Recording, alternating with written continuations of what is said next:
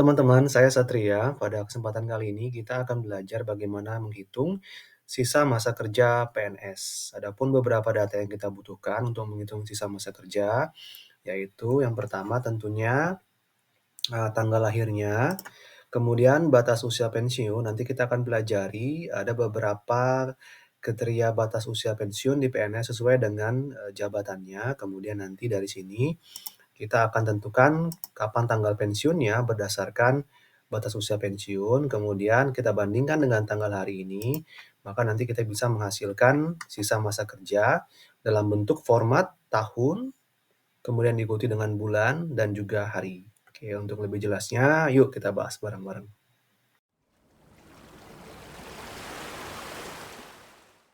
Oke teman-teman, kita langsung saja ya. Jadi yang baris pertama ini saya sudah membuatkan contohnya, kurang lebih nanti hasilnya seperti ini. Jadi untuk menghitung sisa masa kerja ini, pertama kali kita butuhkan adalah batas usia pensiun ya. Kalau misalnya kita sudah punya beberapa tanggal lahir dari beberapa pegawai yang kita miliki ya. Nah, batas usia pensiun ini saya sudah siapkan datanya di sheet kedua. Nah, secara umum teman-teman, batas usia pensiun PNS ini dia diatur di PP 11 tahun 2017 ya, yang sekarang sudah ada perubahan.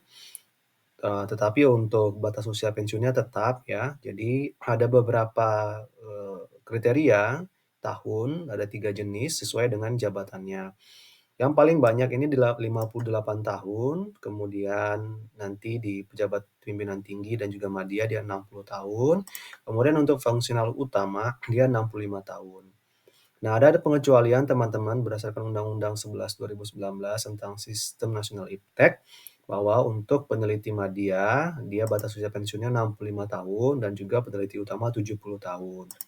Nah, untuk contoh kali ini teman-teman, kita akan menggunakan batas usia pensiun 58 tahun ya, karena memang usia 58 ini adalah mayoritas usia PNS pensiun. Oke teman-teman, dari data batas usia pensiun tadi, misalkan untuk yang baris kedua ini kita contohkan batas usia tahunnya sama ya, 58 tahun. Maka untuk menghitung tanggal pensiunnya, kita bisa menggunakan rumus sama dengan I-det K kurung, ya, kemudian kita pilih tanggal lahirnya di sini, ya, atau start date-nya. Kemudian titik koma, kita pilih batas usia pensiunnya di sini ya. Nah, di sini kan batas usia pensiunnya satuannya dalam bentuk tahun, sementara rumus IDET-nya dia meminta bulan, maka perlu kita konversi dari tahun ke bulan. Caranya tinggal kita kalikan saja dengan 12 ya, karena dalam satu tahun itu ada 12 bulan. Tutup kurung, kemudian enter. Kemudian kita munculkan tanggal hari ini menggunakan rumus sama dengan today, buka kurung, tutup kurung, enter. Ya. Nah, kemudian selanjutnya untuk menghitung sisa masa kerja, kita akan menghitung 3 kali ya teman-teman ya.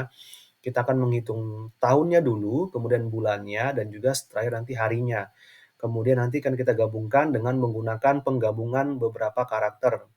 Nah, kalau misalnya teman-teman ingin tahu, saya juga punya video di YouTube, teman-teman bisa cari.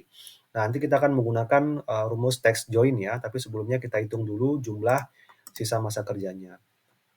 Sama dengan that if, ya, kemudian buka kurung. Nah, kita klik tanggal hari ini, ya, kemudian titik koma, kita klik tanggal pensiunnya, titik koma. Nah, kita ingin memunculkan tahun. Nah, untuk memunculkan tahun, kita harus memunculkan karakter seperti ini ya, kutip 2, kemudian tulis Y. Y ini artinya year atau tahun ya. Kemudian kutip 2 lagi, kemudian tutup kurung, enter. Maka nanti kita akan memunculkan 14. Nah, kita perlu menambahkan karakter tahun ya, atau kemudian untuk memunculkan karakter tahunnya, kita bisa menggunakan rumus yang lebih praktis yaitu text join ya. Kita bisa munculkan di sini di depannya sama dengan text join ya, kemudian buka kurung. Nah, dia minta delimiter. Nah, delimiter di sini. Nah, delimiternya itu apa? Delimiternya itu kita munculkan saja spasi ya, artinya nanti yang memisahkan antara teks satu dengan teks yang lainnya itu hanya spasi gitu ya. Spasi kita bisa munculkan seperti ini, kutip 2, spasi, kutip 2 ya. Kemudian titik koma, Ignore empty cell ya, kita klik saja, eee, true ya. Nah, kemudian titik koma. Nah, teks satunya tadi sudah ada ini ya teman-teman ya, sudah ada ini, ya. Kemudian kita tutup seperti ini. Nah, maka nanti muncul akan oh sorry, kita belum memunculkan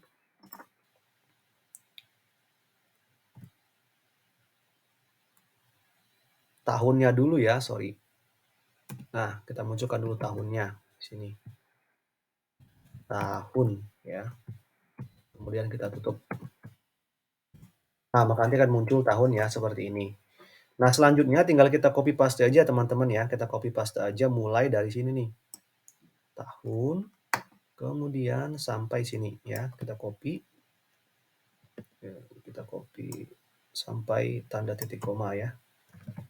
Nah, kita copy sekali, copy lagi 2 kali ya. Nah, yang pertama ini kita ganti dari Y, dia menjadi YM. Kenapa tidak M saja? Kalau M saja, maka nanti dia akan menghitung jumlah bulan keseluruhan ya. Jadi kalau misalnya nanti dia ada 12 tahun, dia akan konversi menjadi bulan. Nah, kalau kita include-kan, kita termasukkan Y-nya, Y dan M, nanti dia akan menghitung hanya sisa bulan di tahun itu saja gitu ya. Nah, di sini kita ganti jadi bulan ya, seperti ini. Kemudian yang di sini, nah, nanti kita ganti jadi MD supaya dia menghitung sisa hari di bulan itu saja ya. Ini kita ganti menjadi hari. Seperti ini ya. Oke, maka nanti akan muncul sisa masa kerjanya secara otomatis seperti ini ya. Untuk memunculkan sisa masa kerja yang lainnya di bawah tinggal kita blok saja. Misalkan semua masa kerjanya sama ya, 58 semua misalnya kita copy saja. Seperti ini. Nah, ini selanjutnya tinggal kita blok, kemudian kita copy ke bawah seperti ini. Oke, sudah jadi ya teman-teman ya. Sudah kita bisa munculkan sisa masa kerjanya berdasarkan tanggal lahir, batas usia pensiun, dan juga tanggal hari ini. Oke teman-teman, nanti teman-teman bisa silakan download template-nya di deskripsi. Teman-teman bisa gunakan langsung template-nya atau teman-teman bisa modifikasi sesuai dengan kebutuhan teman-teman. Terima kasih teman-teman sudah menonton video ini sampai selesai. Semoga bermanfaat. Jangan lupa teman-teman kalau misalnya suka video ini silahkan di-like, tinggalkan komen dan juga share video ini. Dan jangan lupa teman-teman yang belum subscribe silahkan subscribe agar teman-teman bisa selalu update video-video saya selanjutnya dan bisa membantu perkembangan channel ini ke depannya. Terima kasih dan sampai jumpa.